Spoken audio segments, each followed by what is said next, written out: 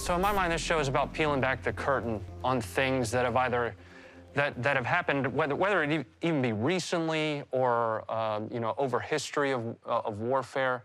And I think it's really important to see that because having a decade plus of experience in the military, we see a lot of these things, and these are stories that we are already familiar with, but there's going to be so many people that don't fully grasp or understand the level of complexity of military operation, how much of this stuff is really not necessarily hidden purposefully, but just doesn't get told, right? Now, in some cases, as I'm sure everybody's probably tracking, some of this stuff does get shoved under the rug a little bit, and over time, as it becomes declassified, unless somebody points it out or highlights it, it could get lost forever.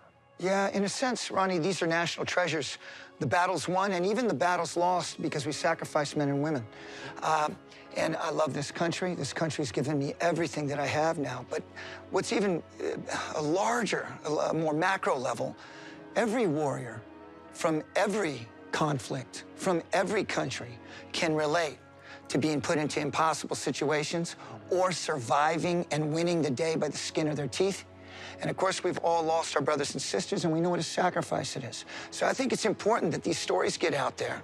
And that, as you said, peel back the onion a bit and make it current and relevant for our people out there now, so maybe they have more appreciation of their lives and the country that they come from. As well as what their military has done, right? There's a lot of folks that, it's appreciated everywhere you go. Thank you for your service. But helping folks understand that service is a piece of this too, right? So from a patriotism perspective, that's kind of a loaded word. It's a softball of a word for me. Rudy and I both, over the course of working on this project that we've got here, have talked a lot about what we've done in veteran charity space, right? Patriotism for us, and there's what's the old saying? You're there and you're fighting for your brothers. It's less about ultimately the mission at hand and more about the guy that's next to you, right? For sure. Black Hawk Down. And it goes back to family, I think, for patriotism, right? So regardless of whether you've served or not, making the decision to do that is what an all-volunteer force is. And receiving the support from folks that we have, we've seen it here in the city, that's patriotism to me. It doesn't necessarily matter that you've served or not. What it is understanding service and the value that brings to a community. That's right.